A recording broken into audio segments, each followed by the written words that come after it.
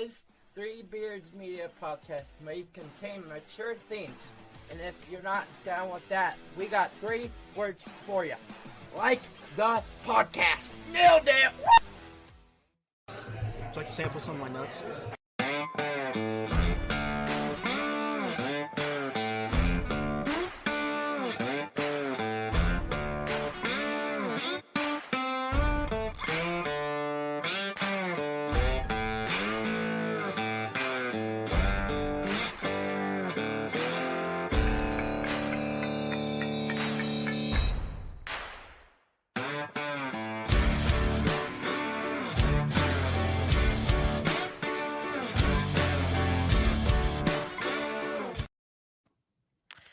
Hello and good evening, and welcome to another edition of Old Man Strength, a podcast of Three Beards Media brought to you by Revelton Distilling Company. I am Tim Johnson, joined as always by Chris Shipley. Chris, how are we doing this evening? We're doing well. I'd be even better if I could have found some Ames Lager today.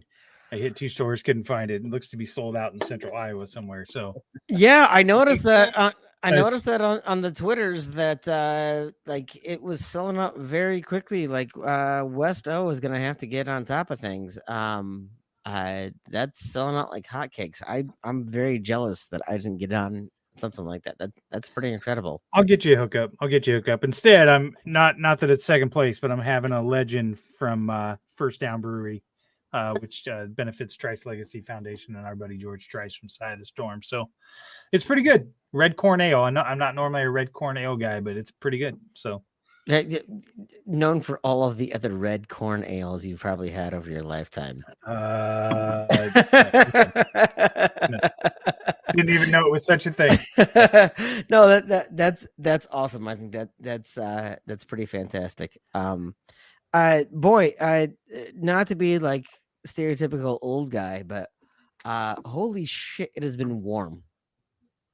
Dude, it's fucking ridiculous. It's absolutely ridiculous. They had to cancel school in the afternoons around here because the bus drivers and the buses were so hot that it was terrible.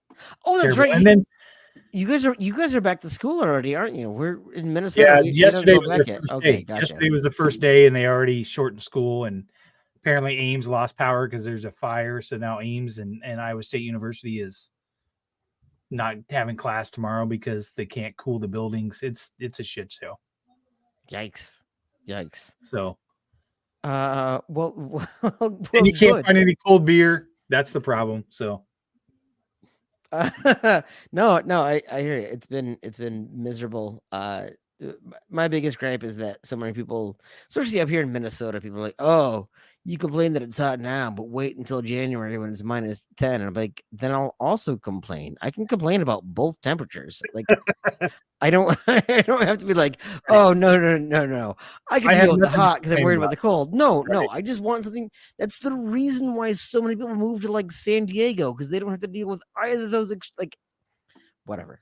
I usually don't argue from like mid-October until the end of November, and then that's usually perfect weather for me. Well, I'm in Minnesota, so we have winter from October until May, and then we have about 2 days of spring, and then we jump right into 90-degree temperatures, and then that lasts until about August 1st, and then we get like 3 weeks of is it going to be 90 or is it going to snow? And then it vacillates in between them. So yeah, I totally get that. Well, enough of this old man garbage. Yeah, I appreciate you just really sticking to the brand, but we could probably move on. Yeah, exactly. Well, no, I'm really excited. Our guests are kind of fun because it not only do we get to talk to them because they're great people to talk to, but also because we get to talk a little bit more about how the Three Beards Media network is growing, right? Bringing on some, dare I say, talent. Teddy's over there clapping, and so I'm hesitant to say talent, but we are bringing on. Hey, we got Smool here. He's telling. Right. So anyway, Chris, I will go ahead and let you introduce our guest for this evening. Well, we're super excited to announce our addition to Three Beards Media. One gentleman has already been on a podcast once before and thought well, they weren't near as bad as I thought, so let's go ahead and just join business with them. And the other guy doesn't know what he's getting into. But previously, they did a podcast called Ball Don't Lie. They were looking for a new home. And Three Beards Media is super honored and excited to bring on Teddy Hawley and Justin Smool. Guys, thanks so much for joining Old Man Strength tonight, but also for becoming part of Three Beards.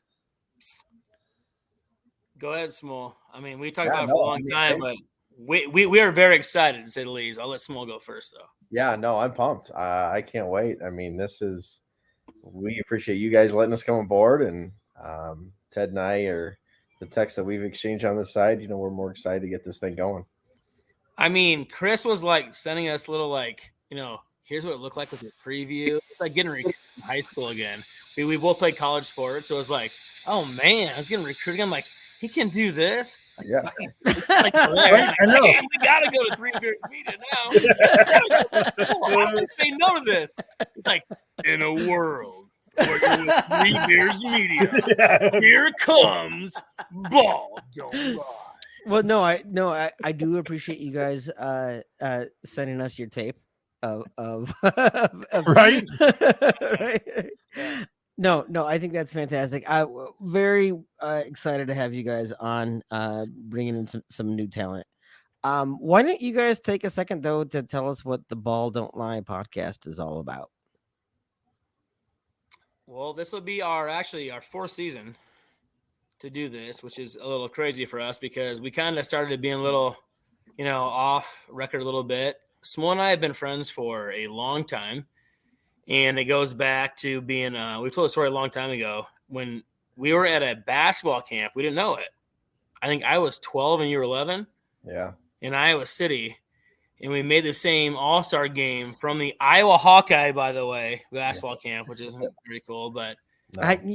I went to the Hawkeye basketball camp. I actually won the 2-on-2 tournament because they paired the shortest guy with the tallest guy. Let's be clear. I won because I got paired with the tallest guy. No, I mean, hey, this is back when they could still play basketball, by the way. So we're talking about the 90s almost. Yeah, I know. Tom Davis era. Tom Davis was there at the camp, and I always thought like the trophy I got for the 2-on-2 tournament should have just been me passing the ball. There should just be a trophy for like most assists in a 2-on-2 game. I might have had 20 assists in a game. I don't care. It was 2-on-2, but That's awesome. yeah. So anyway. Yeah. So years later, so me and Smool have been buddies for years, and then we didn't realize until I'll let Smool tell a story. He's like, were you a Teddy that was on this team? Like, it was weird. I'll let him go from there, but yeah, it was weird. Yeah, we just kind of remember. I had one I don't know, some rainy day, right? And I thought, gosh, man, I hung out with this guy named Ted all the time at this camp. We were like best buds, and just we did all the competitions and everything together, and then I was like, if you were who you are, the other third guy who we ran with, and he named the name just like that. And I was like, yep, okay. And that guy was the best basketball handler we've ever seen. He's in jail now, by the way. Right. Yeah, he was so good. I mean, he's so good for that age. But yeah. So anyway, fast forward here. Then we started the Ball Don't Lie podcast, and it circles around, Ted and I are true degenerates at heart when it comes to college football and the NFL. We can't get enough of it. So let's be honest. We call college football what? Appetizer. Yeah, appetizer. Yeah. Real sports played on Sunday. The NFL is where it is all about the appetizer and then the main course. Correct. And then Monday nights get your money back on football. So. Right. I mean that's interesting. Growing up in Iowa without professional sports around there, college football was king, right? And then having so much family in Nebraska, college football was king. Like I didn't become an NFL fan until later in life because so much of my family in Iowa and Nebraska was all centered around college football. I think that's why me and Smool connected. I mean, so we're both from Panora area too. So like we had the golf stuff this too, but yep. everybody loved college football so much. Like, that's why we make fun of like Sean Roberts, those guys now too. We're like, hey, the sup shirt there. yeah. No, I thought that's great. And also making fun of almost wore mine. Making fun of Sean gets you points on this podcast, actually. Yeah. So that's but for us, we're like, hey, we like college football because especially locally. I love it. Like we love Iowa State. We love, Justin Smool was the biggest Iowa fan, period, forever. And then about 5 years ago, he has a little longer. Moved himself so much until Kirk Ferentz leaves that space. Especially, he's now an Iowa State fan, which is crazy. He was an Iowa fan, which is nuts. Justin Smool is a Kirk Ferentz hater and a Iowa basketball coach. I won't even say his name because I don't want to say because I think he's a clown. He loves him. He loves the Iowa basketball coach. PJ. And thinks the football coach. What a weirdo. I do. I'm a Ferentz hater. The guy's putrid. I've never seen a guy fail up as much as him. I once got into a Twitter beef with some guy for like half an evening about how mediocre Kirk Ferentz was, and the dude finally dropped, well, he's always been good to me ever since I met him and played for him. And then I went to go look at the dude's name, and it was Scott Chandler, who played tight end for the Bills. So then I was like, fuck. I should probably just shut up now. I got no reason to be talking shit to this guy. It could be like McCaffrey. He's like, the best thing he's done is put out his son, who's now dating Caitlin Clark, which is the best thing ever. Like, right. No, I would say, for all the hate that Kurt gets, and I'm not saying that some of it isn't warranted. First of all, he's one of the longest tenured coaches in the entire country. Right? Like, I agree with you, by the way. Yeah, in this day and age, you don't see that tenure going on. And B, I will admit there are several seasons where he has underperformed, but his underperforming is still pretty damn good, right? He wants tagged in. Go ahead, Justin. It's your turn. I can elaborate on this. He has lived in the weakest division in Power 5 football since existence. Yeah. And us four could go coach that team and go win 7-8 games a year. That takes zero talent. I mean, dude, I live up here. I live up here in PJ Fleck land. So don't get him started. He's a PJ Fleck guy, by the way, too. He was rolling the boat before he got to Minnesota. Hold on. You're not giving Kirk credit because he's in the Big Ten West. I needed Tim. No. You're not giving Kirk credit because he's in the Big Ten West, but you want to row the boat with the biggest ego, terrible douchebag. That guy plays like Western Michigan 12 times a year. It goes 9-3 against the worst. Like my mom could coach that team to 9 wins. We're don't understand. We're allowed to let our guests talk. Go ahead, Justin. Not really going to talk about PJ Fleck. My row the boat days goes back to what I used to be a diehard MAC football fan. He was. So Ted will speak on behalf. I love PJ Fleck before he was even thought of to be any sort of Power 5 coach. Yeah. My one of my good friends, Dan, went to Western Michigan, so he was a big PJ Fleck fan before he came to Minnesota, and I've been a ego hater for that long too. Yeah, but what do you guys expect up there? Well, so here's what he won a New Year's Bowl 3 years ago. Okay, well, so here's. Oh, get over it, Smool. That shit doesn't work for you with Ferentz. Ferentz would coach till he's 97 if he could do that. Not anymore. He doesn't have an AD that's going to cover his ass. Right. Here's my problem with PJ Fleck. I think she's good, by the way. Here's my big problem with PJ Fleck. Yeah. He says we're not about team. We're going to take names off the back of the uniform, but we're going to put oars on the uniform, which have nothing to do with Minnesota or Gophers. Literally, He makes money on it. He's putting his own fucking brand all over the uniforms while saying it's not about an individual, it's about a team. Well, he's putting his own brand all over the row the boat as the Gophers aren't in boats. Gophers aren't even in water. Like literally, he is putting his own brand all over uniforms while saying, take the names off. We're all about team. We're all about team. But I'm going to put row the boat all over the. First of all, row the boat, which precedes his time in Minnesota. He's so ego driven. It is so man, this is Minnesota. We're used to people like Latrell Sprewell. We're used to people like Randy Moss that are ego driven. PJ Fleck is the worst. Press conferences last year, ego driven. Oh, you must. You know what I love the most about this he's is not, that Tim is now having to defend Kirk Ferentz in this. I know. I do too. This is the See, best that's part what I of do this too. I entire- don't like Iowa football, and this MF Kirk right here, Ferentz who's isn't- an Iowa fan, makes me defend Kirk Ferentz. Like, why do you make me do this? Kirk Ferentz isn't putting a trademarked logo on a jersey and making money off of that shit. PJ Fleck is a I piece know of what shit. Smool's gonna say. He's gonna say no, but he pays his son $1 million a year to walk out that offense. So aren't you? Well, no, There it is. that's See, we have this. Hey, come check out our show now on 3 Beers Media.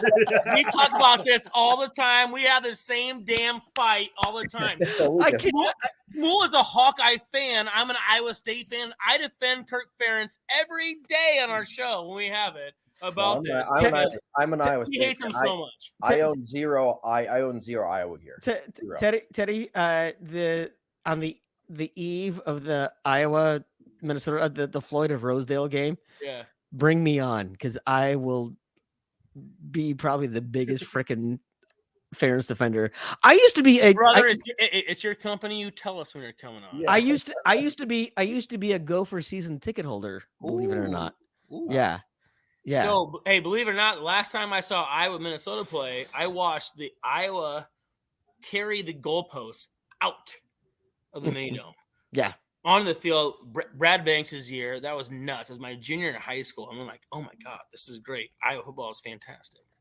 No, that was the year they tried to carry him out the doors and couldn't get him out the doors. They got out the doors. They got him stuck first, though. They did. I mean, it was right by my face. I'm like, this is awesome. I was at the Iowa Minnesota game where 2 Iowa fans got it on in the bathroom of the Metrodome. So I was at that game as well. Yep. Oh. So anyway, to bring this back around, the podcast is about again. Our podcast, it really is about sports gambling. It truly is. So we've been doing it for a couple of years now, and it started as just us being buddies, and our true, like he said, we are degenerates.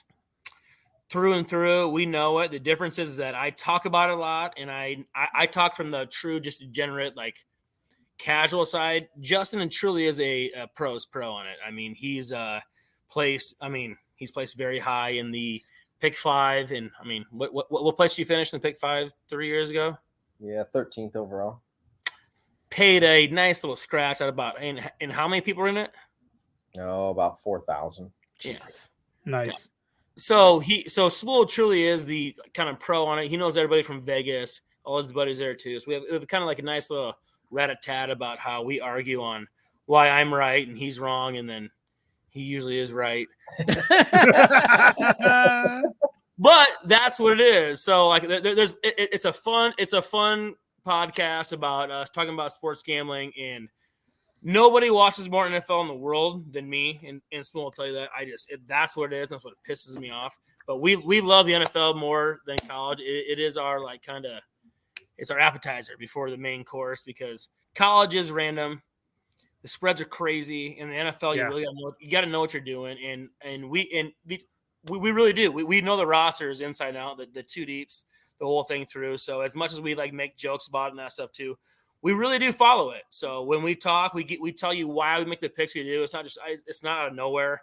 We really do talk about it. I kind of lead it in and let the pro talk here about it. I talk a lot. And then Smool tells you why you should do what you should do.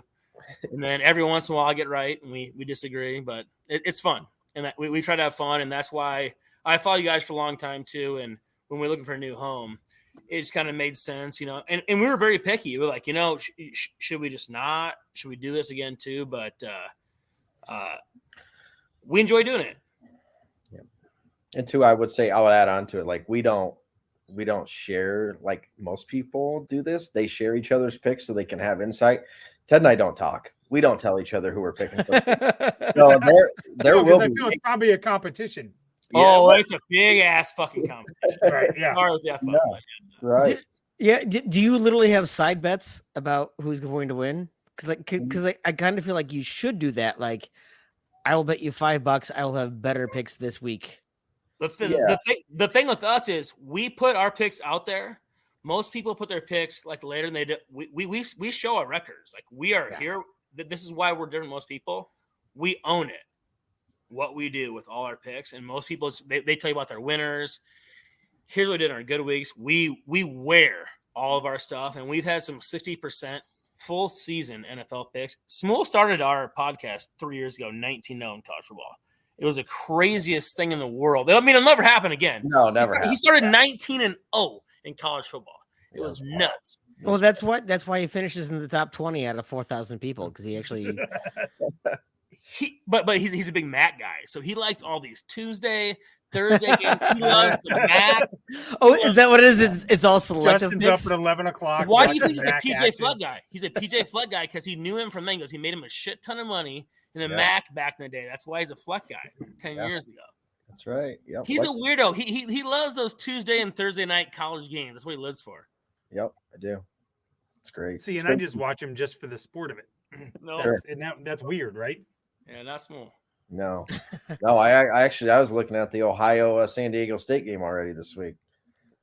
Got my Mac game already going. So you really are a degenerate. So I'm sort of a teaser of a conversation I want to get into here in a second. But Iowa has very recently legalized sports gambling. I was having a conversation earlier today with someone about like why other conferences aren't getting investigated for gambling, whatever. And I was like, well, because the NCAA in June, literally in June, I don't even know how you would say that. Like they restated what their gambling policies are. Like they reestablished what that's supposed to be. And so literally around the same time frame, Iowa had brought in gambling. And so they're probably the newest state to bring in sports gambling in the state, coinciding with the NCAA reestablishing their policy on gambling. Like up here in Minnesota, we can't gamble on sports. We don't have it. So you're probably not going to see the Gophers under also, what are they going to bet on? And that college basketball is going to win 2 games a season. Like they're not going to bet on that. I don't know. These two might bet on that. But the reality is like, what has, I guess, Iowa legalizing sports gambling meant for you guys as you have gone through this process? Smool, why don't you talk first? Because I got a lot to say on that. But it's great. Like, I mean, first and foremost, I highly recommend. Like, you don't have to do it crazy, right? Just do it recreational. Just do it for fun. But go get all the. Always do it for fun. Never bet something. That's what it is. Always make it fun. If you're betting more than you can handle, don't do that. That's a problem. So there's multiple apps you can grab and stuff, and they always, especially this time of year for football because it's so popular, they give you a bunch of nice like sign up bonuses and stuff like that to take advantage of. So, you know, you can just deposit $50, and you know some places might give you on some app. Maybe someday soon. We don't have anything to talk about yet. Right. No app yet. Idiots. Don't hold your breath.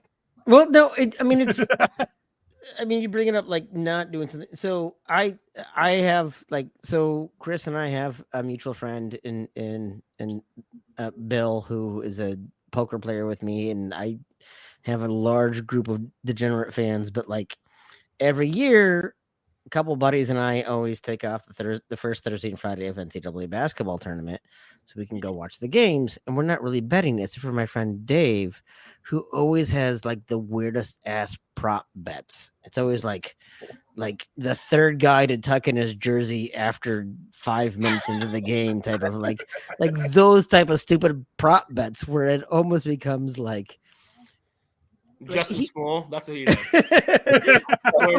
okay, so hey, maybe that's the question, Justin. What are the weird prop bets you've done? Oh my god! Gosh, I don't. Oh man, let me for a guy who just said keep it simple. Tell me about the dumbest things you've done. I know one of them. If he forgets, okay, go ahead. Tell me. He bet one year, it's like 4 or 5 years ago, the first weekend of March Madness, that all the scores combined would be odd. Oh yeah. on only the East bracket. Okay. And the amount he bet wasn't fun. So it was not a like, oh, that's a cool bet. No, it was like why did you bet that amount of money on this bet? And then it freaking hit. Too. Well, I'd say at least it's odd or even. It's not like he said prime number or like divisible by 6 or something like that, right? Oh, like at least he went odd or even. Also, who's taking that bet? He gets so gross. It's so gross. It's so gross. Yeah, who's taking that bet? That's what I want to know. Oh well, when I used to live in Vegas, you can go find okay. You can go find a bunch of stuff out there. Any prop you want, they'll have it. But oh gosh, I'm trying to think. I mean, I've bet on some stupid sports before. I don't do that anymore, but like cricket. And I mean, I don't even know rules. Justin, you're telling me during the pandemic when everything was shut down, you were betting on Japanese baseball and Korean. I bet on sumo wrestling. I remember that. Yeah. I bet $50 for the Washington Generals to beat the Harlem Globetrotters because they were due. They were so due. Yeah, I mean, you had nothing else to do. That's great. So, that's funny. No, so let me. It's college NFL. They take precedent this time. I mean, this is my favorite time of the year by far. And that's what we tell people. They go, it's sticking in into a haystack when we're trying to bet. It really is for like the NBA through the whole year. Anybody who wants to do the whole year gambling podcast and that, like, I'm sorry, it's tough. Who's playing? When is it? Same thing with basketball. March Madness is fun to do, but it's random. Football is 1 week. You plan. You game plan. There's lots of data to come in, and that's where Justin Smool is really good at this too. He's got guys that he knows in Vegas and guys he knows in Detroit that he won't tell about that don't exist if you ask him. They exist. And he's got all this data he uses too. So that's why our thing is fun to come talk to us. I'm the nobody talking about I watch all the games and I tell you what I think, and then Smool tells you what you're supposed to know. So And we disagree a lot, especially in the NFL. We disagree a lot, and that's we never share it before then. But we do one thing this year: you have to get in the pick 5. It's $1,000 to enter. We did it for this show, sponsored by the Three Beers Media, Old Man Strength. We entered our team in there with this for the season. So we're gonna pick 5 games for the NFL for Three Beers Media. That's our team name, I think. There and let's see if we win. So Justin, which Tim's unemployed? He needs money. Yeah, exactly. I was out there last week and I signed up. So I signed up for quite a few different contests. In fact. Okay, so which mafia families are you tight with? No. But we're in the circa millions. Yeah. Okay. Vegas. So that'll be what we talk about a lot come the NFL. It's NFL only. The lines come out Thursday afternoons. And so then we'll have to get our picks in, by Friday night or Saturday morning. And so that'll be what. So we actually have to agree on some games, which is weird because we usually don't. Yeah. So it'll be fun. Yeah. But it's going to be a lot of fun to do it. I mean, there's no better rush in this contest to be in the money coming down to the final couple of weeks of the season. You talk about the ultimate sweat. I mean, first and second place are over $1 million. So Yeah. it's no money to sleaze that. Yeah, I was last November. I was in the win at the sports book at the win when the Vikings got that safety against the Bills, right, and the entire sports book exploded. Yeah, because you don't see an entire bet shift as quickly as that one play did, right? Like you talk about, like, NBA is fun. NBA is prime for prop bets, right? It's prime for yes, yeah. Guy scores XYZ points, gets XYZ rebound, like those, like spreads in the NBA don't really mean a whole lot of thing. Over under in the NBA don't really mean a whole lot of thing. The NFL, it's on the line. Like one field goal can mean the difference between everything. And hearing the win explode when they got that safety against the Bills last year was one of the most electric things I've ever been a part of, right there. And then, was wearing a Minnesota hat or whatever, and went out to a couple bars after, and got a lot of high fives from people who just made a lot of money off of that stupid dumb luck that happened. But the NFL does certainly have it's king when it comes to sports betting, far and away. Fact. Yeah, it's not close. No. And to your Vikings case, my knockdown everything, bet my mortgage last year was on the Vikings winning the division at plus 270, right, over 9.5 games. I bet the house. So I'm very good at the preseason props. Smool, give me that. I am very good at all these. I listen to all these stupid talking heads, and I say, what does Cowherd think? Do the opposite. That guy's absurd. I mean, betting on the Vikings. Dude, I'm in Minnesota. Betting on the Vikings is already a dumb idea in the first place. But last year, last year. Yeah, it just set up right. They had a good schedule, all set up right. And this year, well, NFC Central is like the AL Central. In that they played a lot of techno football. He still calls it the Central, not the North. Or the North. I mean, sorry. You know what I mean. Tecmo football, baby. I love that. Yeah. No, that's because I'm old. No. Me too.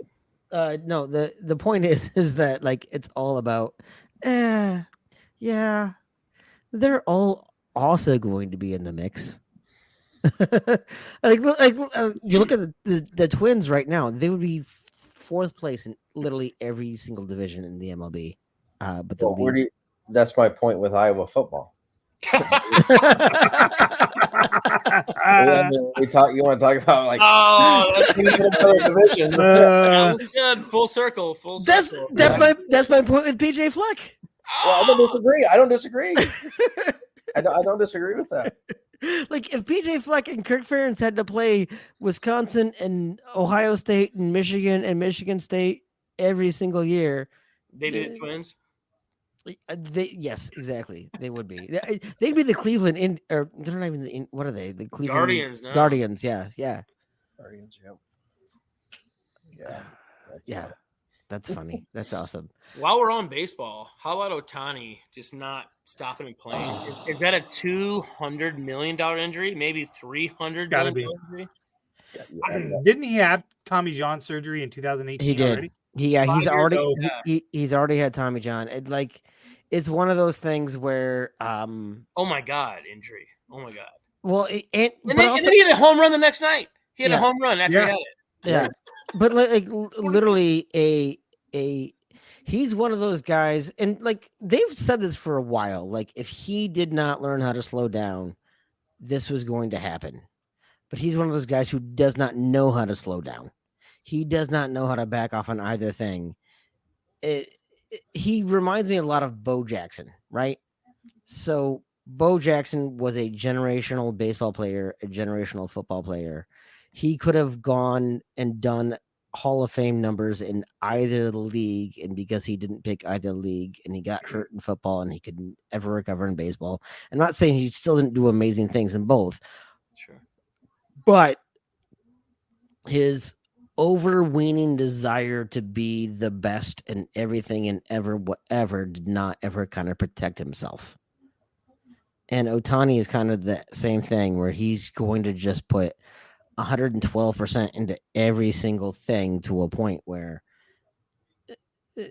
he's sitting there like he knew it was going to happen. Like I heard an interview with his old coach in Japan talking about like he pushes it too far, and he knew he was, but he's still. I mean, that's. I'll go so far to say Ohtani is the best baseball player of my lifetime. So, Wow. When he comes back, so why? If you're like the Seattle Mariners, for instance, they need a bat really bad, and they need a closer really bad. So why don't you just give him the $700 million for 10 years and go to the Mariners and don't be a starting pitcher, be the closer and be DH every day? I was gonna say, like do the Joe Mauer thing, right? You can't catch any game anymore. DH for the last 10 years of your career, like just do that. DH and close. I mean, yeah.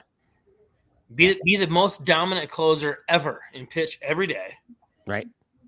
And then hit 50 homers. All you have to do is throw 7 pitches over 90 and like 4 breaking balls that are ridiculous. And that's it versus being a starting pitcher and have to do that for Smool. Is this the most baseball we've ever talked in our life? Is it too much? Yeah, I mean, I don't mind talking Ohtani. He's a freak show. He is a fucking freak. That's why. Yeah. I swear to God, I am not afraid to say that he is the most complete baseball player ever.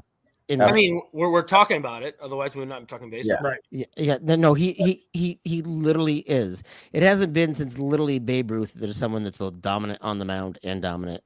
But a guy that literally can't talk English. Yeah. He can't speak English. He can't. Yeah. Everybody talks about him. It's incredible. He is the most complete, and the way that literally a day after he pitches 7 innings, he goes out and hits two homers, right? Like, yeah. Do you think though his inability to speak English maybe helps him a little bit in that it tunes out a lot of shit that he would have to listen to and hear? Yeah, I do. That's probably fair. Yeah, 100%. Yeah, I mean, I suppose, but I don't. I mean, I'm sure the guy that's translating for him may tell him things or whatever, but if you're not hearing that for yourself and every day, that every day and that pressure, but you're I just don't going out and playing. But I don't think the press has been negative to him as much as they have been to so many other players. I mean, like think about someone like Bryce Harper. Bryce Harper, also generational talent, but he has had the press on his back for every little silly thing. Like even Mike Trout. Mike Trout, one of the best players of my lifetime. Mike Trout, like, by the way, that side note, that organization, it sucks. The most brilliant generational talents of my life, of all of Major League Baseball. So much talent on that organization, and that squad can do jack shit with the most talent possible. I want everybody to know this will be the most baseball that the Bald Online podcast ever talks. You're saying I should take that little clip of that baseball home run out. Yeah, you should. You should. Yeah. No, But you know what I mean? Like literally, there's a lot. There's just it's one of those things where like baseball really kind of shows more than anything that you take like the White Sox teams of old, or like the Twins Piranha teams of old. There's a lot more dink and dunk that gets done rather than like having 4 talents that can get things done. Like in basketball, you get 2 or 3 talents and you're going to go somewhere. In baseball, you could have 4 Hall of Famers on your squad, and you can still suck, because if you only have 1 starter and the other starters suck, you're not going to do anything. You can have 3 really good bats, but if the other 6 bats in your lineup suck, you're not going to do anything. Like baseball is the one that's probably more prone to it. Football is probably prone to it too, but like basketball, you can't get away with having 3 all-stars and be terrible unless you're the Lakers, apparently. Oh, that's funny. That is funny. That's a good point. My dog's named Rondo, so any Lakers joke you ever want to make, it's good with me. So outside of NFL, what sports do you guys bet on? Golf? Huge golf bettors, yeah. So I'll brag on Smool a little bit. So golf was we've been friends for a long time, but golf was kind of our love language. We became friends again then too. So Smool was a golf pro for 10 plus years, I think. Yeah, 14. Yeah, and he came back to Pomona for a bit. I've been a member there for 15 plus years. That's where he's from. But so when people say they know a good golfer, well, there is, and they know Smool. So like his bad day. So his handicap is like +4. What that means, like 4 under par is his average round when he plays. Oh, I thought that meant like me, where 4 over par was what my average was. No, it's the other one. Josh is better the other way. Per hole. Tim's is per hole, not mine is. So we both love Tiger Woods is our favorite athlete of all time. I think all sports. Yeah, by far. And that's the only one we agree on. I love Jordan. He hates Jordan. Come on.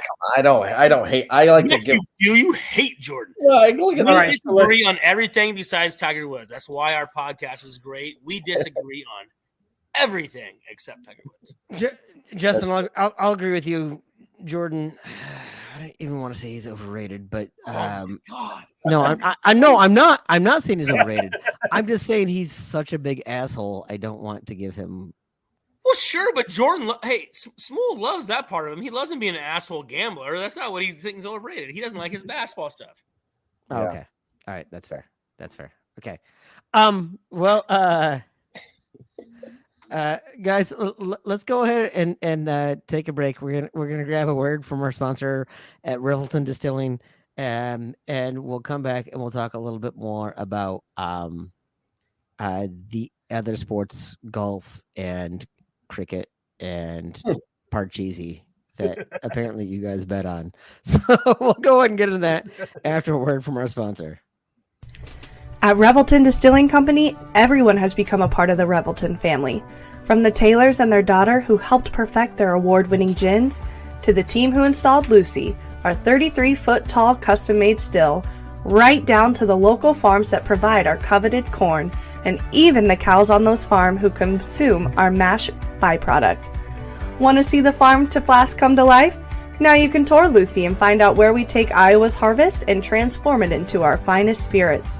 Choose between a 45-minute tour or find out even more by scheduling a VIP behind-the-scenes tour to get the taste of the full Revelton experience. You can visit them at 1400 West Clay Street in Osceola, Iowa, or find all of Revelton's award-winning spirits at any local grocery or spirits retailer.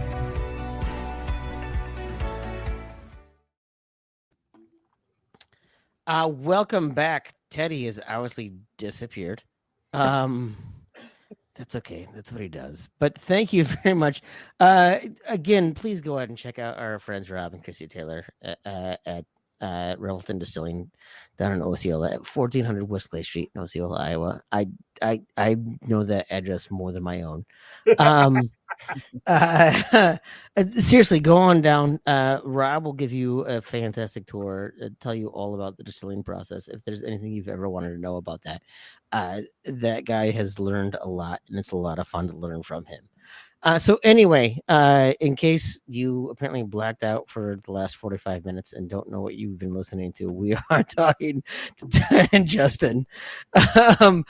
So we were talking before the break about all of the other sports that you guys have gambled on. What do you think is the dumbest sport you've gambled on? Well, sumo wrestling. Sumo wrestling? Yeah. Put your money on it.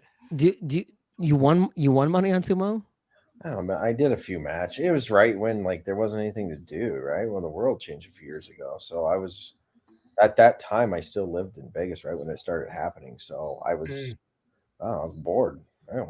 Did you do research or did you just go blind? Ted, you'll know that if there's an underdog, I'll take an underdog every day, all day. So I just bet underdogs in sumo wrestling. I was gonna say, is that kind of your advice on sports gambling? Is to just go underdog? You will pick up on that. He loves the double digit, especially on Saturdays. Yeah. If he sees a 2-touchdown underdog in the SEC, he starts going. Yeah. anything in Mac over a touchdown. Yeah. All dogs always. If he has 3 favorites, I go, what is going on here? You have 3 favorites in your 5 picks? Because we are pretty picky with our picks. Yeah. And if Smool doesn't have 80% dogs in his season on his picks, I'd be shocked. He's a dog lover. That's what he does. He bets dogs. He gets the odds with them. He plays a money line pretty good. Yeah. I mean, that's the way I bet the ponies. Yeah. I'm always about the long shot. Like I'll still hedge my bet on a favorite, right? Sure. But I'll go long. I'll go long on the long shots because. But the beauty of the NFL is, or the sports, like the favorites can win but not cover. Yeah. Mhm. Yeah. That's the beauty of it. If there's a double-digit dog in the NFL, there is a 100% chance Smool is taking the dog. There's 100% chance. And for some reason, first time forever, there was like 2 touchdown favorites in the NFL every week. That's never happened ever. It was weird. Well, no. So and they never covered. They didn't. The Smool won every fucking week. So last weekend my dad was up visiting from Central Iowa, and he picked up local newspaper, and one of the local sports writer was talking about overrated running backs in the NFL, and he mentioned Breece Hall, and he asked me about this guy, and I looked this guy up, and last year, like his picks, he had like 14 wins, but against the spread, he only had like 4 wins. Yeah, there you go. Right? Like straight up, he would have been fine, but against the spread, he was terrible because he didn't understand all those. Yeah. Right. I mean, I get more into it in the pod, but like how I look at games, especially so if there's a week in the NFL, for example, like when I start seeing like 6 and 7 point lines, so the general public loves to bet teasers, and they'll bet them down to pick'ems or 1 point favorites. Well, let's just say if the Eagles, Chiefs, Cowboys, and Packers are all 6 and 7 point, I promise you. What do we say? We say Vegas builds casinos on teasers. Yes. Yeah. I promise you one of those teams is losing outright. Because if it's that easy to do it, everybody will go bet $500 on that teaser. It doesn't happen. They do not give it to you like that. It doesn't work that way. We call it we call it stinky line. So when you see that 5.5, that's a stinky line for a reason, and that means you can get it as a 6 on a 5.5 is always stinky. What's it on 4.5? No, 3.5 for the. All those teasers are gross. Yeah. And Vegas builds their casinos on these things too, so it stinks. 5.5. If it stinks, don't bet it. Yeah. Well, and not to get political, but like that's why I always never understood why like Trump bankrupt a casino, because literally the house should always win on shit like that. Like, how is the house not always winning on shit like that? Like, if you can't make the house win in Vegas, I mean, I know he was in Atlantic City, but how do you not do that? Because that feels like that's candy for people to go after, right? Definitely, yeah. I mean, in terms of those games, 100%, yeah. So I'm going to ask a novice question because I don't do a lot of sports gambling. I just started probably the last few years when they made it legal, and it might be $5-10 on a 3-leg parlay because I'm a sucker. Stay there. Okay, Yeah. but what is it? Explain to me what a teaser line is. Okay, so when you have, you're essentially buying points, and you do it through like key numbers. So in the NFL, the biggest key number is 3. There's a ton of games in the NFL that will land 3 over the course of the season. So people, when you see like a 6-point line, they have a 6-point teaser. So you can tease that 6-point favorite down to a pick'em, down to 0. Okay. No, to a 3-point dog with 6 points. Well, I'm saying if they were a 6-point favorite. You said 3. Yeah, so if they're 6-point favorite, they're a pick 'em. Yeah, 3-point favorite, 3-point dog. Yeah. And so when the like general public sees that, it's like, oh well, that's an easy bet, right? They just got to win the game, right? That's always the notion, is that, oh well, this 6-point favorite can win the game. Well, it just doesn't work that way, unfortunately. Like, and for no other reason that it doesn't make sense is why that dog will win the game. Yep. Because everybody, when especially you'll see it. Well, there's examples already that in week 1, but And we say it, 5.5 line, that stinks out loud. It stinks, right? That means Vegas gonna make a shit ton of money on that teaser. yeah, Okay. and it doesn't always work, right? I mean, there's examples, there's times when it doesn't, but yeah, for the most part, I mean, don't be running to tease all these 6 and 7 pointers down just to win the game outright, because it doesn't happen. They don't give it to you like that. They don't. Even if it's the Eagles, the Chiefs, and all the big teams. So Smool likes to teaser the other way because you don't have to go that way. You can take those 6-point dogs and make them 12-point dogs, all those too, and that's where you'll learn. Smool lives with. He loves his 10-point dogs, these 16-point dogs, and 24-point dogs. He loves those teasers the other way. Yep. So, I mean, dogs don't. You don't got to win the game.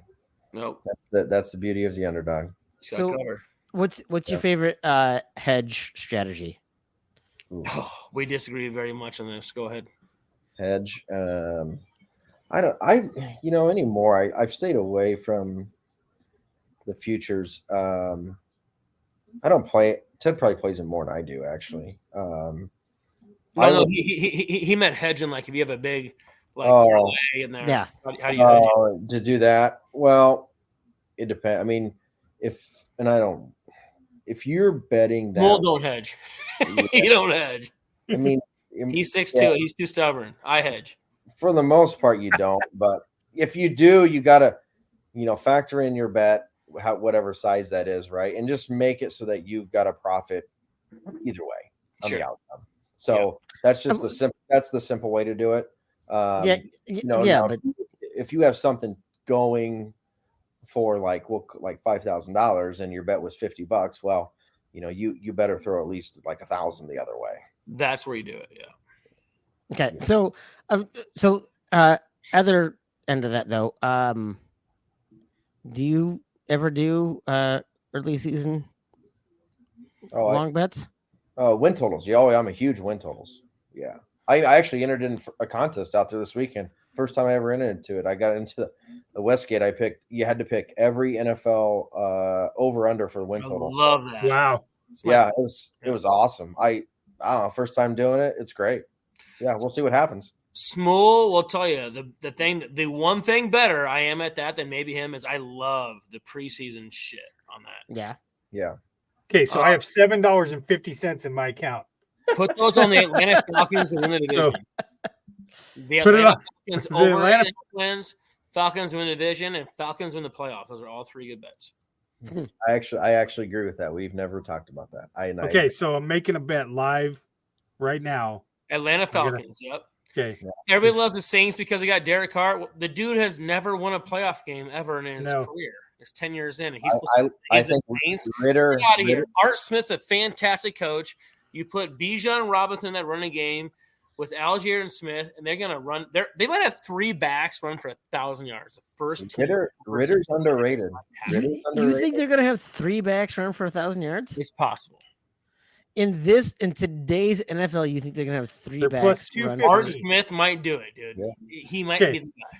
I'm betting $7. No, it's not going to happen. You get it. It's not. I was going to say I'll bet. No, it's not going to happen. I'll bet $35. That's not going to happen. No, it's not going to happen. Okay. All right. Okay. So I do want to shift a little bit. So obviously you talked about NFL as king, and we talked about betting, and Chris is betting live on air right now. I bet $7 on the Atlanta Falcons to win the division. Let's go, baby. There you go. All right. I'll be $22 richer here at the end of the year. What? Chris, what did you bet on the Bears to win 3 games over under? You know what? I think their number's like 7.5, right? Yeah, it's 7.5, and they were minus 800 at 7.5. Well, again, they're in the NFC North, so they only have to pass the Lions and a Packers team that has like 3 players on it. Yeah, you don't want that bet, Chris. No, I don't bet on Chicago. They break my heart too much. If there's an entire division that could have combined 3 wins, I know you don't want to hear it, but the Packers 7.5 over under. their over is a great bet. Really? Really? I think Hanging Jordan Love is right sneaky pretty. I think I'm Jordan hanging Love up. is I'm pretty good. picking Teddy right I off the- love Packers over 7.5. I think that's it. You're gone. I'm removing you from the. no. I know you don't want to hear it. No, I I love swear the to God. Packers over I 7.5. swear I- to God, if the Packers luck in and fall ass backwards into another good quarterback, I will not be able to live with myself. Packers plus 370 for the division is a nice little bet for your $10 too to pay you $37. I think 80 Jordan right Love. now, I think absolutely. Jordan Love is a great quarterback. I just don't know how many targets He's he not has. a great quarterback, but doesn't have to be. I think that defense is still kind of loaded. I think Aaron Rodgers is kind of too much of the face. He's got Bakhtiari at left tackle. You have both those backs still that turn on and hand it off to. He doesn't have to be a hero. Rodgers play a lot of hero ball. You got those young receivers that are pretty good. I say they're young though. They're young receivers. That's my problem. That's fine. You got 2 young tight ends too, which is fine. That defense is old. Defense is old and really solid. I think they're a really nice bet at plus 370 to win the division. All right, so tell Nice me about bet for tell me about my Vikings. Break down my Vikings. Your Vikings won, I think, 9 games last year on the one possession fumble, one way or the other, whatever it was. Yep. That They're doesn't my- work in your favor year 2. Small. I took them last year they were my preseason hammer last year. I won so much effing money on them. I won so much money on the Jaguars at plus 760 to win the division last year. That was my other hammer. Last year, I made Smool come on with me. He did too. We made money on the Jags last year. Yep. They're the nobodies to win the division. Your Vikings are going to make the playoffs, but they're not going to win the division. Well, I mean, I So feel it's like that every other year. I was gonna say, I feel like that's a really easy bet because that might as well be like the Twins are going to make the playoffs and not get Only out in the because first of the round. divisions you're That's playing. a very safe. That might as well be like the sun will come up tomorrow. That was a I don't think very. They're easy not bet. going to win the division because the Packers are going to win the division. That's why. I don't think they make the playoffs. Oh, really?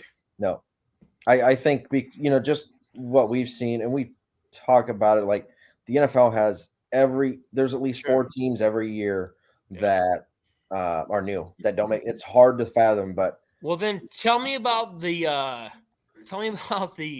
I think the Vikings fit the mold to miss. The Ravens, Bengals, Browns. Steelers. No. I thought we were talking about football teams. We are. Ooh. That's the best division in football. What about the North? Who's making it? I don't think only 2 are. Who? You want to know who my pick is for that Oh, division? I kind of do because I got my 2 bets. I want to hear yours. Yeah. I've already made mine. Who you got? Cleveland Browns winning that division. You are so full of shit. They are finishing last up. They are finishing 4th. No, Deshaun is junk. See, you guys got to tune in the podcast for this stuff too. We fight. We never agree. And we this have. guy's Burrow. He's picking the Bengals. I already know that. You know I love Burrow, man. He's I my know. guy. I think the I told you Bengals. last year, tune us I right like now. the Steelers are sneaky. I like Kenny Pickett. Yeah, I like was Kenny going to say the Bengals are the very safe pick, but I think Pittsburgh actually has a really good shot of sneaking up, especially because they had a couple down years. I really think Kenny Pickett's a dude, by the way. I think I do as well.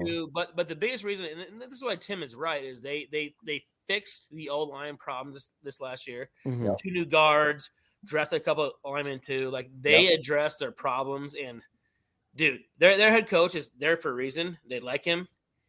He's never had a losing season in 10 plus years. I mean, I think when they rebuild, they win 8 games. It's nuts. well, and they're doing all the small things, right? They're not going after like position players. They're not going after performance. They're learning how to fix the little things. They traded Claypool for a 2nd-round pick, which turned out to be from the Bears. Sorry, Chris. Yes, I'm aware. 33rd pick in the draft. What a steal. Claypool, he might even be on the roster for the Bears. Yeah.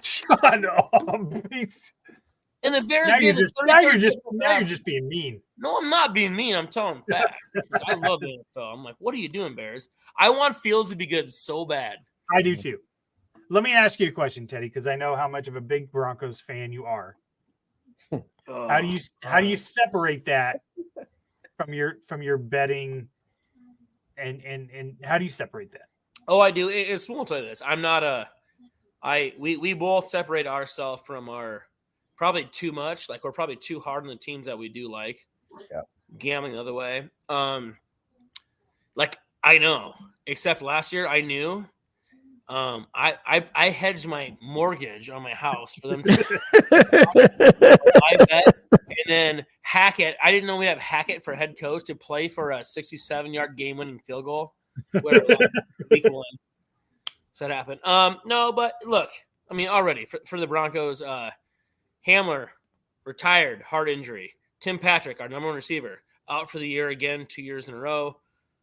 And we just lost Judy today with a hamstring. I mean, last year was a lot of Russ being bad. We lost Javonte, our running back in week 2.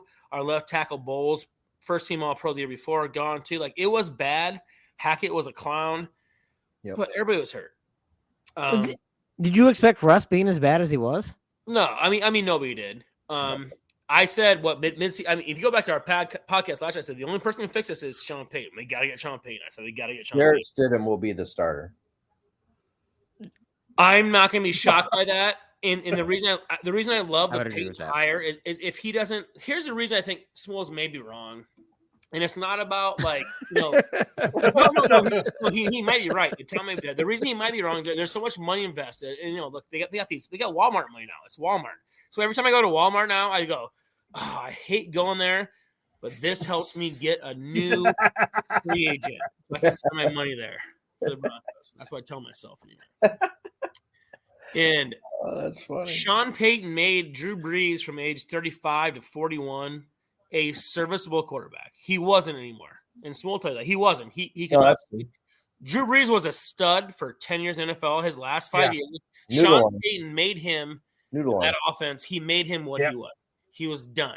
Yeah. So well, it helps when you have a defense that literally tries to injure quarterbacks, but that's entirely everything.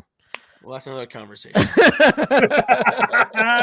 a whole nother conversation. Bounty gate. Yeah. Anyway, but I do think if you're gonna get something out of Russ, it's gonna be in the first 6 weeks. If Russ doesn't show it, Sean Payton will bench his ass. Gone. It's gonna be so last year he had his own quarterback coaches, his own people for his like Russ, whatever he thought he wanted to have in there. Sean Payton's like, you're done. They're gone. They're out. So I have one a buddy of ours, good buddy I graduated from high school, Dan Ambrose. He's out there. He lives in Denver, and he's like, yeah, those guys are gone. And Russ is committed or he's not. Do you want to be a football player or not? We're gonna find out. So, where do you think Trey Lance is gonna end up? I hope Denver. Your local fast food restaurant. Wow!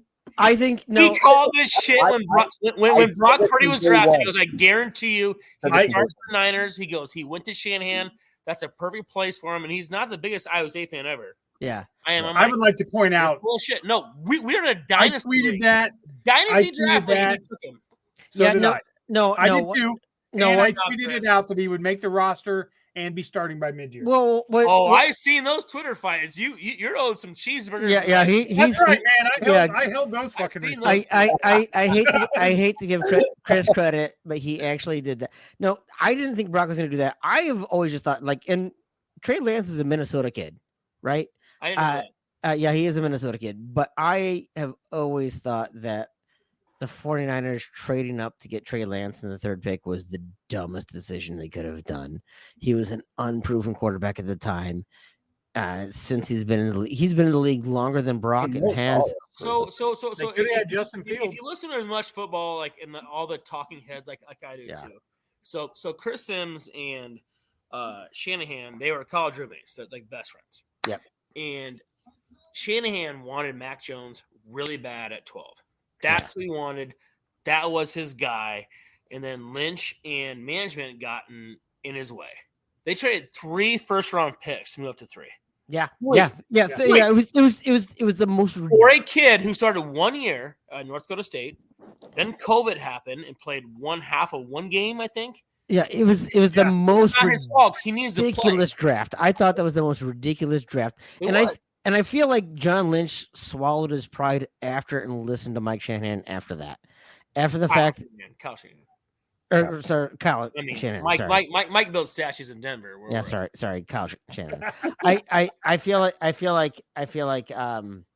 I feel like what they learned was that Kyle knows what he's talking about. Shut up and watch me make Brock Purdy our guy. See, I don't need this. I could have had Jimmy do this.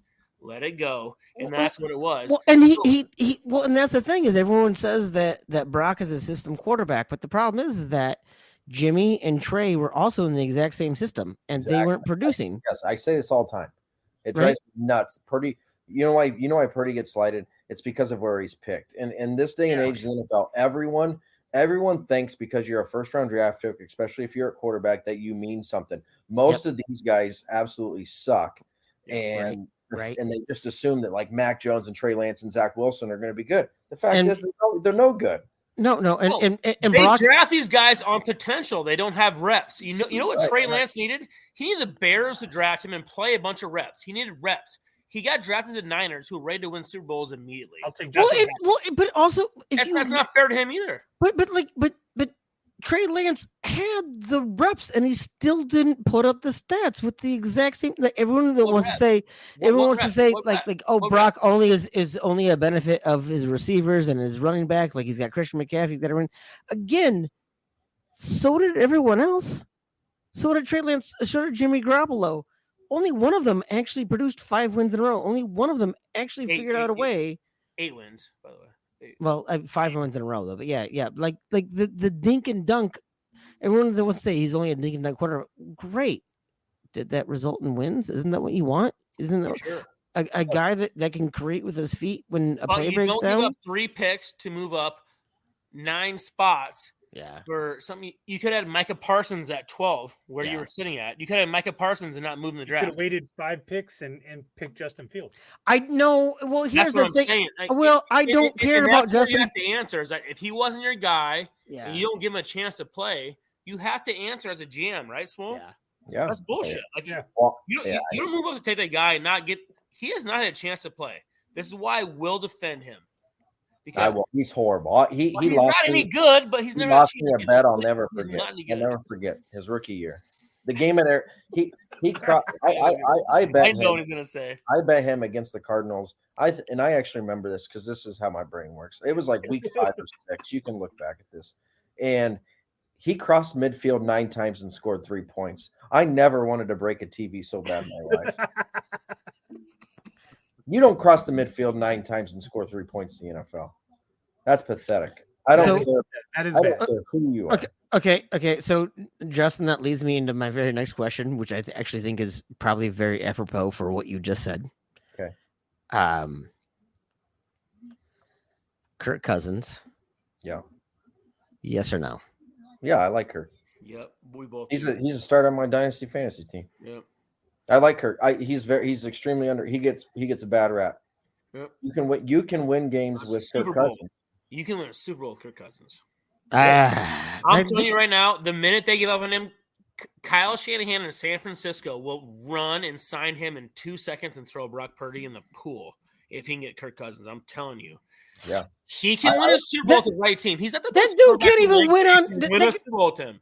But the problem is, I agree with Ted. Actually, I agree with Ted here. The dude can't win on Monday night. The dude can't win on Sunday night. The dude can't win in a high profile in any way, shape, or form. Well, the Vikings haven't won in 60 years the same way. So why is he any different than he was the previous quarterbacks? He's Fran Tarkenton then. But no. The difference is they actually made it somewhere in the playoffs. All right. Like the Vikings actually did something. The Vikings did something in the playoffs with Gus Frerotte, for fuck's sake. Gus Frerotte was. If your name isn't Mahomes, it number really 12 doesn't matter. Right. Headbutted himself to an oblivion with Washington. Gave himself a concussion, by the way. I think you can win with Cousins. Cousins is a winner. Yes. Yes, he is. He can be. Yes. He's a better version of Derek Carr. I think. Oh yeah. I think Kirk Cousins is a great fantasy quarterback. I don't think he's an actual quarterback. That's where I disagree. I think he's a terrible fantasy quarterback. I think he's a fantastic winning quarterback. He always puts up amazing stats. I think you living there gives you kind of a tunnel vision.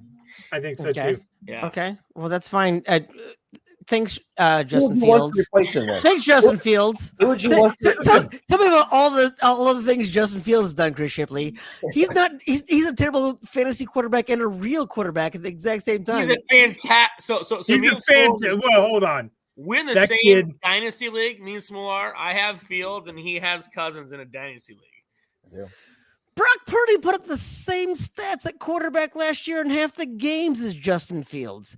Justin Fields is not either a good Justin fantasy Fields had no or defense and was playing from behind. But- That kid won cool. every game that they on his shoulders. Cool, That exactly. kid- and my that kid pulled every- point is, from a fantasy standpoint, he has not put up the stats that Brock Purdy did in half the Got me in the season. playoffs in my And dynasty if for league. a real team, he's also not put up the stats to do anything. So Yeah, your well, team was terrible, this year. and his fantasy points were terrible. I'll make you- I'm I'll saying make you he a bet. sucks. I'll make you a bet right now they finish better than the Vikings. We Okay, have to I have. will. a I will. fantasy I football will league take with that this- bet. With this company, if we don't have a fantasy football league in this company, I'm going to fight. Oh, we for it. do. we do. We're waiting for We- you we two do. to sign We up. do. have one. We do. I'm waiting We for do. you two to sign up. We do. Yeah. I'll send no. you the link. In. Yeah. In. Anyway, I got 2 yes. spots left. I will take that bet. If the Bears beat the Vikings this year, and I'm not high on the Vikings, they haven't figured out their running back situation. They're betting all of their entire season on Justin Jefferson, who I again think is a top 5 receiver in the league. Oh, easy. Yeah. Justin Jefferson is amazing. Yeah, I much love as KJ it- Osborne. He's my favorite 11. You can give him the 11th or 12th round. Yeah. Osborne, is it KJ Osborne? It's KJ, right? KJ, KJ, yeah. And 11th was on. He's going to catch 50 balls this year. I like Well, that. I like Addison out of 50 USC. They drafted him. He's gonna be good. yeah, and as much as I love to hate on Kirk Cousins, I do think he is a very serviceable quarterback. I think that my biggest problem is the above games, the games we needed him to perform the most, he performed the least. That is my problem with him. That's every quarterback if you're not Tom Brady, though. Or Mahomes. It is. I don't. Sounds just like the guy. Or Joe Burrow, because that guy's a effing dude, and Smool's wrong. I say Joe Burrow's my guy. and I say Smool's Joe Burrow. squad. I'm all in. I'm all in on Joe Burrow. I will. Me too. I like Burrow. I like Burrow. Deshaun Watson's going to win that division. You're so full of shit. That dude is finishing 4th place in the division this year. Okay, so here's my question. You don't like Cousins. That's fine. Okay, so be it. Yep. Okay, so there's 2 guys that get a lot of love in this league, and I can't stand either one of them. I know Talent-wise, both. Herbert and Josh Allen. Oh no, I would agree. I I was think just gonna no. bring I like Josh Josh Allen. Allen. Herbert is I the was most just gonna- overrated quarterback in the history of football. I've Oh never my god! I've never understood the love for Josh for Herbert. I would What's agree he with that. Josh Allen was leading turnovers last year. He's horrible. I mean, Josh Allen. I think Josh Allen's one of those guys who has had like really good receivers who have made him look better. I think he's been in a system that has made him look better. I think also just the hype has made him people want to believe he's better. But Herbert, I would believe Justin Herbert. I do not get the 500 love for him. quarterback. I do not get the love for him. Stupid. It's He's a great fantasy quarterback. Is he? No, We're yeah, gonna mock draft today. He's never finished top 5 in a season. No, but no, not So why not is he in fantasy, right? No, not in fantasy. He hasn't. But he's still. He hasn't won a top 10. playoff He's top game. 10. He's only been in the playoffs once. He's the most overrated piece of crap ever. The Chargers, Okay, Chargers, we need throw him away. we need to take a break because now we're getting off the rails. no. I I Harvard I- trash I- on my- hate the on Chargers. podcast. I can't believe it. love this. Okay. See, now I just think that's a little bit of Charger bias. That's I think is what. No, I hate Yeah. him. Justin Herbert in a Broncos jersey, Teddy Holly's getting a boner. I Oh, guarantee you. we I might- don't- we I don't might wanna- buy him one. Teddy, I I once called my buddy when we got Jay Cutler, and my friend's like, I'm telling you right now, 2 games in, you will hate that fucking guy. I cried. It took when me a lost him. half. I It took me cried a when we half. lost him. Yeah. Bears He legend threw Jake 3 Cutler. interceptions against the Packers opening night, and I hated him instantly. Jay Cutler is the best quarterback you've had since ever. Oh, I'm aware. Oh yeah. I'm aware. I was gonna say, as much as you hate him, Chris. In the history of the Bears, he's your best quarterback. Nothing makes me nostalgic for Jay Cutler like a couple Jimmy Clausen starts. Oh my god. Jimmy Klotz. Not bad. That's Oh. good. That's Notre- right. Okay, well, so Have they ever That's- produced a good quarterback at Notre Dame? He was. No, they haven't. No, Sean Roberts, they haven't. yeah, Notre Dame is a hey. The Fighting Notre Dames. We don't talk about it. Fucking overrated. Okay, anyway, as Chris did say, we do need to grab a break so we can hear from our sponsor, Kyle Lehman at Wintrust Mortgage. But we have a special question from Kyle Lehman at Wintrust Mortgage. So, Chris, go ahead and ask these gentlemen this question. Okay, I think Teddy's already answered this question, so we'll ask Justin. We'll get your answer after the break. Justin, you have a time machine. You can go back 10 years. Okay. What advice are you giving Justin Smool in 2013? And we'll get this. We'll get your answer after the break. Are you in the market for a new house and unsure of the mortgage process? Want to know that you have someone looking out for you? Kyle Lehman from Wintrust Mortgage is a down-to-earth, knowledgeable lender who can be there for you in your corner. He can work with you in any of the 50 states and is just what you need to expand your home search. Kyle will work with you through the entire process with little to no work from you. Take the worry of the mortgage process out of the equation so that you can focus on looking for your dream home. Contact Kyle at www.wintrust.com/Kyle-Lehman or call him at 515-473-0546. And welcome back, folks. Please go ahead and reach out to Kyle Lehman. As someone who has recently purchased a home, I can't tell you how important it is to have a qualified mortgage lender in your corner. It's very important to have someone who can help you figure out the right decisions to make, not just something that you need to do to get it done, like someone who actually can help advise you. And Kyle is that guy. So please go ahead and check him out. So before that break, we did ask Justin the very important question. You can go back in time to 2013. Yeah. And it's not just buy Bitcoin. It's not just bet on Tom Brady, no matter how much you don't want to bet on Tom Brady. The question is 2013. What advice do you give to 2013, Justin? A couple things think come out. I mean, first off, like always like bet on yourself, right? Just in life in general, right? Like there's always, people telling you, oh, don't do this, don't do that, right? Just go with your gut instincts, bet on yourself, put it all out there, give yourself the best chance to succeed, and in a large part, good things work out for you. And then kind of along those same lines is like for me back then, probably like patience, right? Have patience. I'm always kind of a go type of person, so I need to always remind myself to kind of sit back a little bit. But yeah, I always say, I think back then, bet on yourself, do it, go for it, live with the results. No, I think that's great advice. I think believing in yourself is very important. When you do say bet on yourself, though, it does bring up something that I alluded to earlier in this pod. As we have talked about a lot of gambling and a lot of betting, I don't think as a podcast that has an Iowa bias, I don't think we can ignore the state of Iowa sports gambling thing, fiasco, whatever you want to call it, and the quote unquote bet on yourself, because I feel like bet on yourself came up a lot in all of this. So again, Iowa very recently legalized sports gambling, and that's probably why it's been kind of heightened in all of this. Ted, I'll start with you actually. What is your take on the fiasco of college athletes betting on college sports? Well, I think the state of Iowa got made an example of. I think NCAA went to all these, the state of Iowa chose to do this. This wasn't the NCAA. It came from there. Mm-hmm. So I feel like the NCAA or somebody, they knew this shit was out of control. And they go, where can we go to make a big enough stink, but not, upset the a la carte? And they went to Clinton Community College first. That's what I'm saying. No, but seriously, so they come to Iowa. So you get Big 12 and Big 10 there.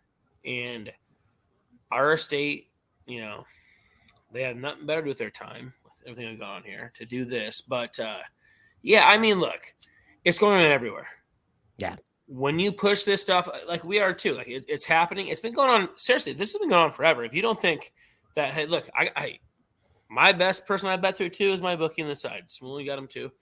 They exist all over. It's been happening forever and beyond since the beginning of time. A quarterback has bet $100 to his friend who has a bookie on the side for the Minnesota quarterback since 1982. That's happened forever.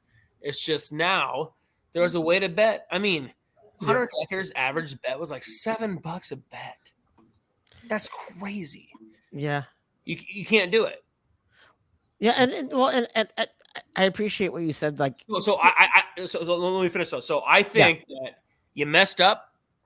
You got to pay the consequences. And sadly, the state of Iowa is going to be the guys that are the people that are going to show it for everybody else to let the Auburns and the LSUs and the Alabamas and all these guys give an example on what not to do instead of having those guys be the example that's in Iowa.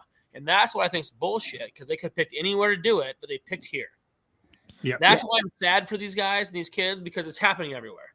So I'm sad for these kids here. You shouldn't have done it, but they're kids.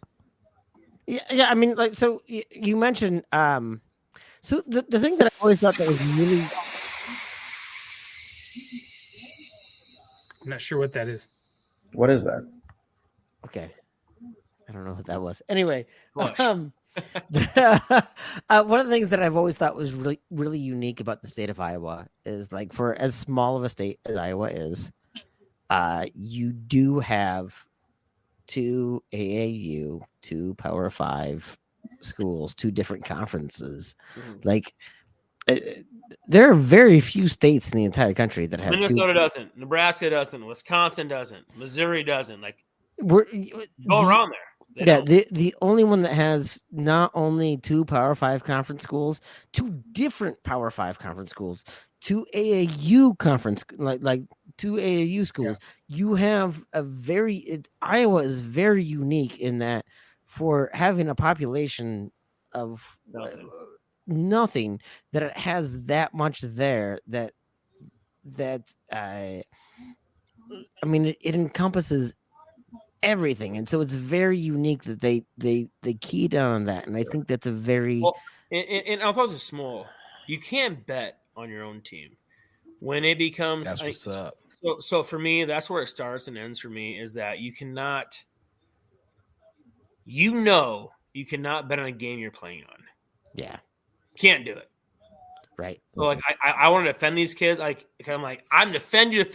You bet on a game you played on. Come on, dude. All right. So if these kids are betting on an NBA game or another college football game, they're not playing. Like, leave them alone. But we grew up watching Pete Rose get banned from baseball. We grew up watching Pete Rose, forever banned from ever into the Hall. If there's any player that should be in the Hall of Fame, it's Pete Rose. Sure. Charlie Hustle should be in the Hall of Fame. But we all learned and we watched that. And I feel like these kids don't have a Pete Rose to lift up to understand like what the. And unfortunately, it's going to be 100 Deckers is going to be the rule for all these kids for 30 years. It's going to 100 Deckers is going to be the Pete Rose. Iowa State. So that's what we asked. I found it interesting last week because we asked Brent Curvey what his reaction would have been had he been playing. I'll play his clip here, and I'd like to get your guys' reaction. Let's do it. Sure. So go ahead. So we lost Marcus for a minute, but go ahead, curveball. So to think about this, right? I think about, you're talking about 80% of your team is trying to go to the league, right? Nobody's just playing college sports just to be playing. We're trying to literally play at the next level.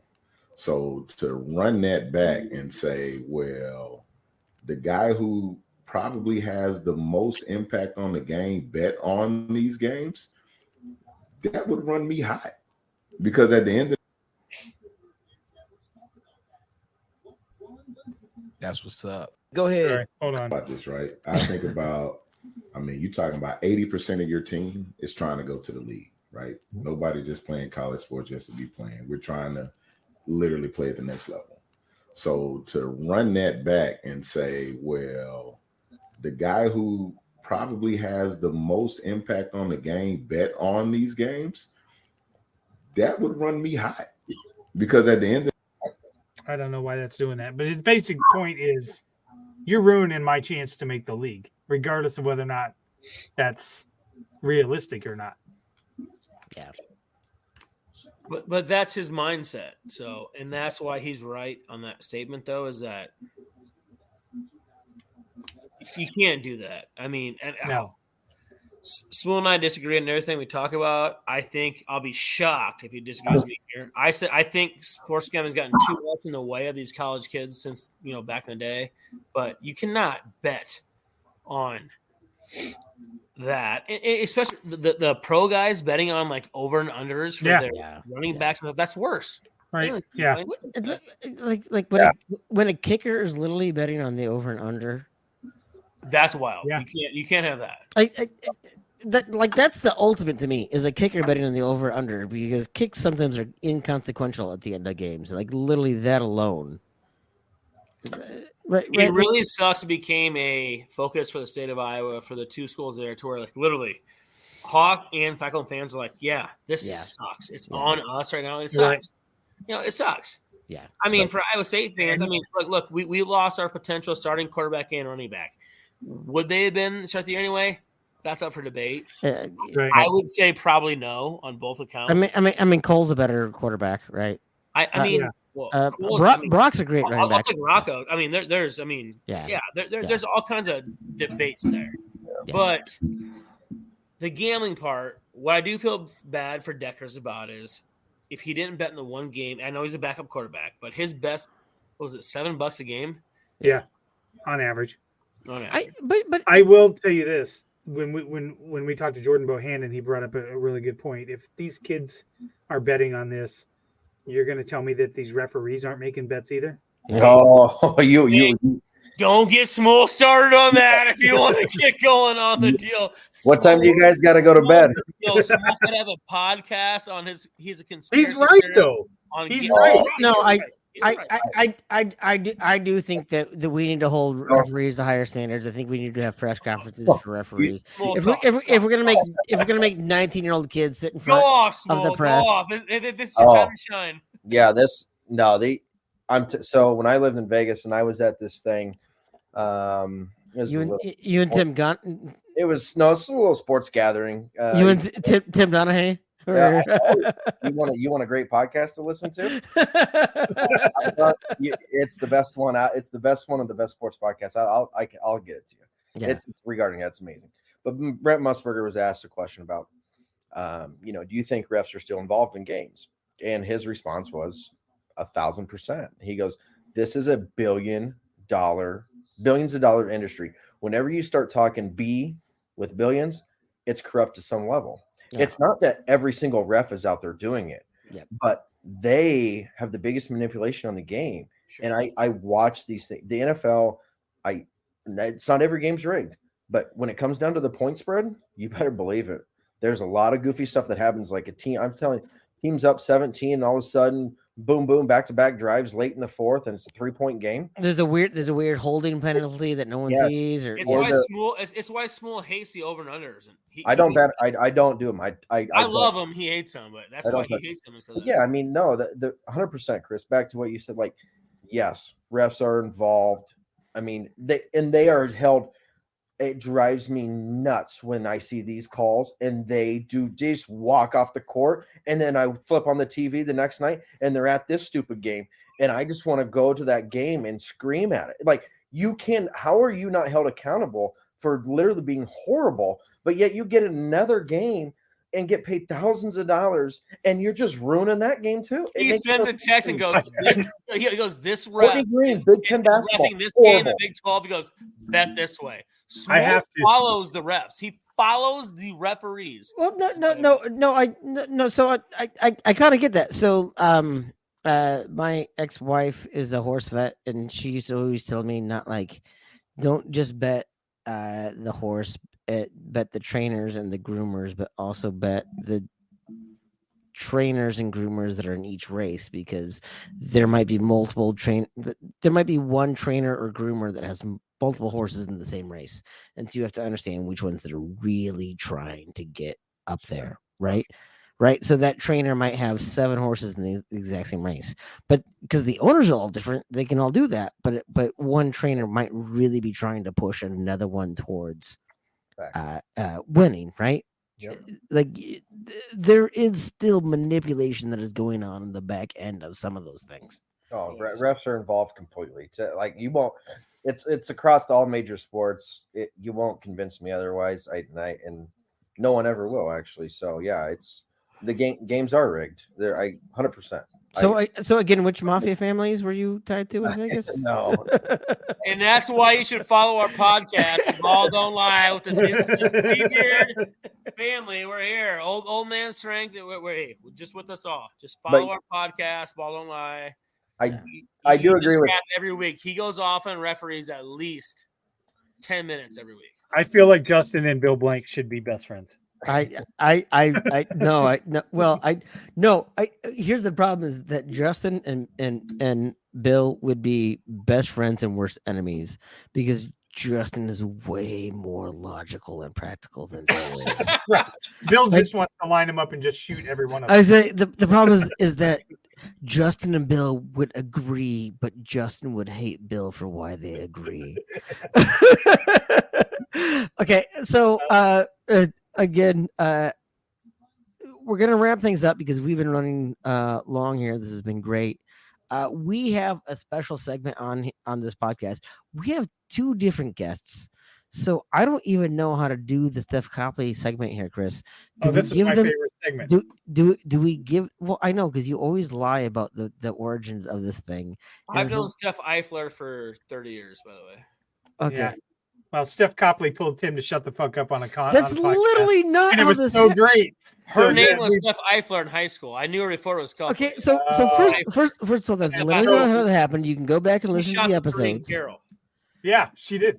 Yeah, Steph Eifler. Okay, so anyway, ignore what Chris loves to manufacture as reality because if I were ever to bet against someone, it would be Chris because he manufactures anything. He would be a ref that was lying about the outcome of a game. So anyway, we do have one last segment, sponsored by our friend Steph Copley. It's an STFU segment. I really want Chris to STFU, but this is your opportunity, and we're going to split this up because we want both Teddy, who's already been through this, and Justin, brand new to this. We both want to give you an opportunity to go ahead and say anything you want, uninterrupted, unargued, whatever you could say, whatever. We're going to let you guys say what you have. So after we get this word from Steph Copley, we're going to give you guys an opportunity to talk. Perfect. Hey everybody, it's Steph Copley, the woman behind the STFU segment on the Old Man Strength podcast. When I told the guys I wanted to sponsor this segment, they recommended that I make a charitable donation instead, so that's what I did. I chose the Young Women's Resource Center in Des Moines, Iowa. They're a nonprofit that supports, educates, and advocates for girls and young women ages 10 to 24. Their whole goal is to make sure that these young women become strong, self-confident, and successful. And if you know me at all, you know that aligns with my goals as well. If you're interested and would like to donate, check them out at ywrc.org and donate today. And remember, don't forget to STFU and listen every once in a while. Thanks.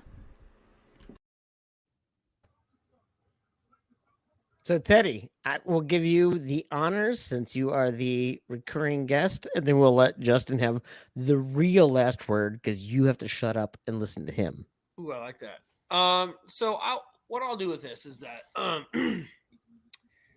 talk about a lot. So gambling, there's lots of gambling out here. So there's all these people in people's heads for gambling for college athletes are doing stuff, businesses and this stuff. So there's lots of people out here for businesses like me too that they promise you things. Maybe they'll come in and promise you to sponsor, let's say your podcast. Let's say our podcast. Maybe would try that, and then they don't fulfill their responsibilities maybe sometimes. And then, instead of just, doing that instead, they call somebody else that, that they maybe sponsor some over there a little bit too. And they're like, hey, if they say something on this podcast tonight, we'll never sponsor you again too. So for all you little people who are little gambling people that think you mess with us that actually matter in this gambling world, don't ever try me. And this is as nice as I'll be ever again. I will use your names the next time. And that's my STFU and listen. Because next time, is that good enough? No, Teddy, that was great. Do you guys all get that there? That was Got it. Sure You did. get that, Smool? Yep, love it. All right, so Justin, top that. I can't, but I'll go on a little rant here. So I didn't get to go on one much of. We're gonna go back to Ferentz, and I think this is. I think this is the final year, and I say this for multiple reasons. I mean, he should win the West. He won't because he's a failure. So it won't happen. But with the conference realignment next year, he has zero shot to ever be in the top 5.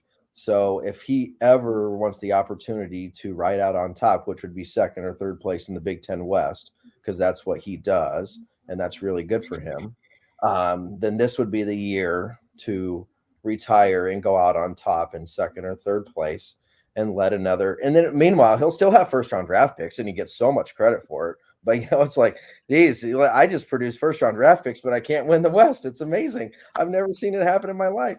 So, just go out on top this year. Bring your little son with you, who's great, averages 11 points a game. It'll be beautiful, and he can go somewhere as well. Maybe Cornell. They're probably looking at some point. Yeah. So anyway, I very much look forward to the season. I hope they lose every single game. That's awesome. Man. That's so great.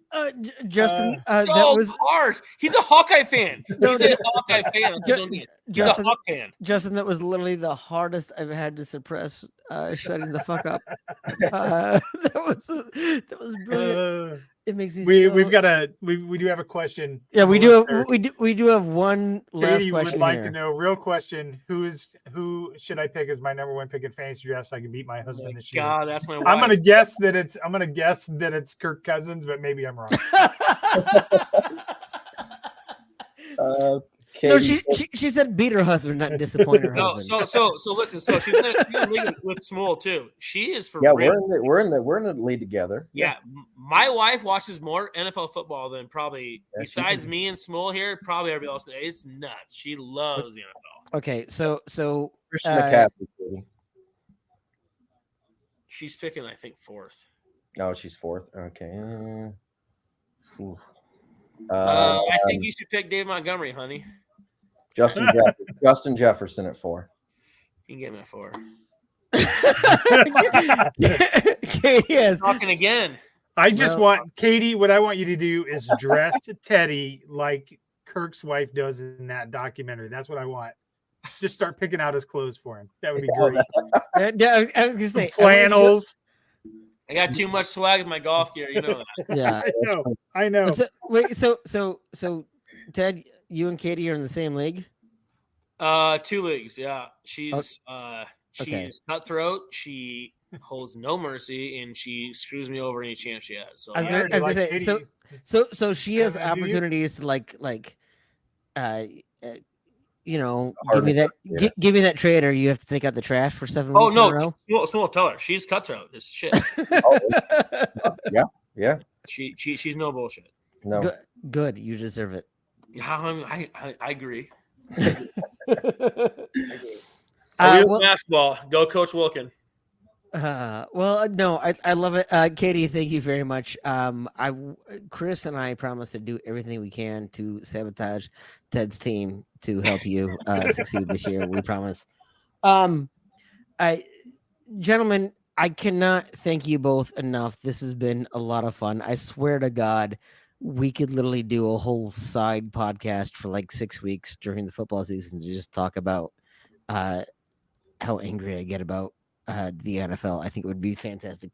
But thank you very. I'm in for that. Okay, Yeah, good.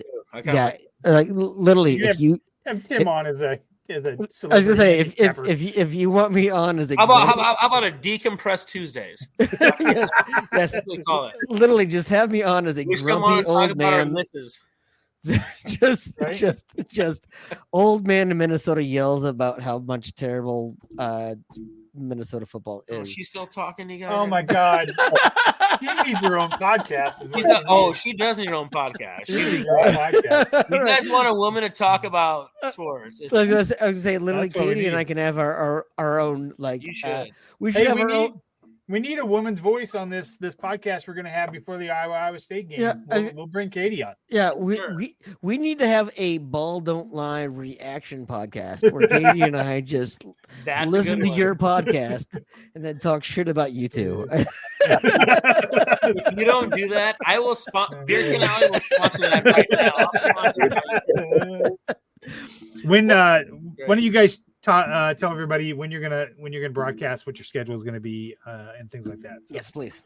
So I don't want to say it out loud yet, but we've typically done in the past. We put our previews, our preseason stuff before week 1 of NFL. So we usually let 0 and 1 go by for NCAA. So I think maybe we want to drop the Thursday of NFL kick. Maybe is that like September 14th, whatever that is.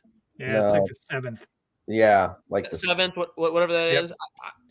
Seventh. I'll go and say right now, we'll drop our first pod that morning, give our preseason picks in that week 1 stuff, but that'll give us a couple weeks for the NCAA to talk about that coming weeks, but I'll let Smool talk too, but it's what we've usually done. And we're really excited to be here. Thank you guys for having us. It's been a process to get here, but we're excited. Yeah, we normally do just wait until after. I mean, this week doesn't really count for college football, and then we just we will probably still post picks. We just don't do the pod just because it's only just college football games, and it's just too short. So we'll come live and do it during week 1 of the NFL, and it'll be week 2 of college football. The difference is this year is you got to listen to us get our picks. We're not gonna get Correct. We gave all our picks for free before. We're not doing that stuff anymore. We'll give one free one, but you got to come get the stuff here. If you want Smool stuff and me talk shit, you got to come listen to us. Yep. That's what That's it right. is. And then Katie chiming in, evidently, since she's still talking. No, She has a home here all day long. So. Yeah, no, I love it. Gentlemen, thank you very much for joining us, not only this evening, but for joining us on the Three Beards Media Network. We are very proud to have you guys join us. I'm really looking forward to what you guys have, and I cannot wait to get angry listening to you guys every single week. I will cannot be angry. Oh, You will make Smool likes to make everybody angry. That makes him so happy. And he's against the grain, like you can't believe. Just wait for my Twitter battles come. Oh my goodness, he's going to make people so angry. He makes Hawkeye Twitter so angry. And he's I hope more Bears. He's a Hawkeye fan. It's beautiful. I love it's Bears. crazy. Oh, Justin, I cannot wait. I cannot wait to get super angry that I have to fucking defend Kurt Ferentz. You did tonight on Twitter. Like a man I hate, I have to defend just because you're just being a dick. I think it's great. I haven't even got started. Well, again, gentlemen, thank you very much. I really appreciate that. Listeners, please check out the Ball Don't Lie podcast as it comes on your feeds to the Three Beards Media Network, as well as all the other podcasts we have. We are growing our entire family of podcasts. We have so many things going on. We have a lot of fun things in the works. We have some things.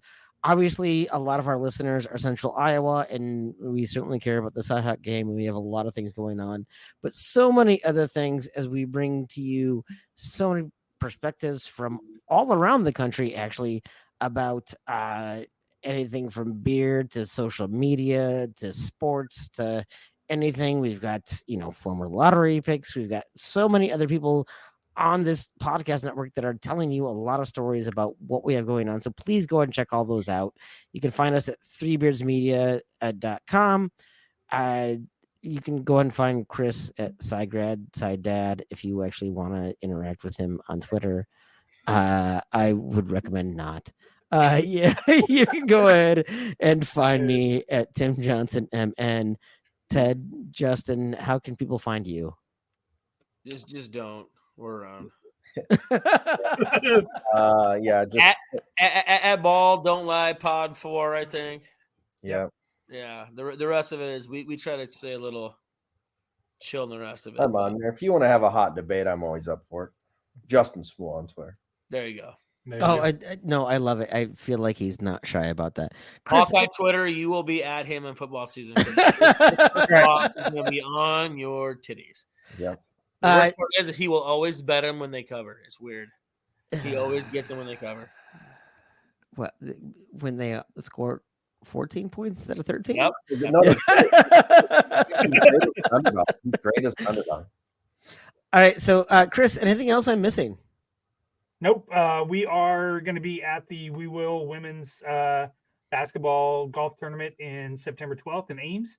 So come see us there. And we have a big fundraising launch for the We Will Collective and the Iowa Collective for Women starting next week. So we will drop all that information next week. So big things happening. Yeah, please go ahead and check out all of our social media for that. And with that, folks, thank you very much for spending time. I am Tim Johnson with Chris Shipley, Ted Hawley, and Justin Smool. I feel guilty dragging them into this, but thank you guys, and we will see you guys next time. Thank you.